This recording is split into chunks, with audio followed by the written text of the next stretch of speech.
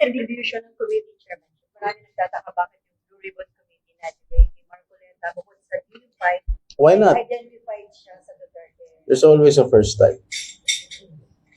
And Senator Marcoleta is highly qualified to head that committee. He being a lawyer, tanggalin mo na yung opposition siya. Sa aking palagay, he is highly qualified to hold that post, to hold that committee. Do you think magiging patas lang siya? Sa mga He is fair. With all due respect, si Senator Marcoleta is fair. Kasi pagkaalala niya, siya lang bang neophyte senator na nagtinang? Yeah, sa tagal ko dyan Senado, this is the first time that a neophyte senator in an opposition at that ay hinawakan ang Blue Ribbon Committee.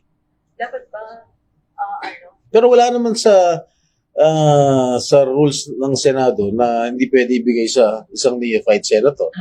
So, meron pa bang ibang nag-express ng interest sa PRC? Wala naman sa Blue Ribbon. Wala naman. It was previously held by Senator Pia.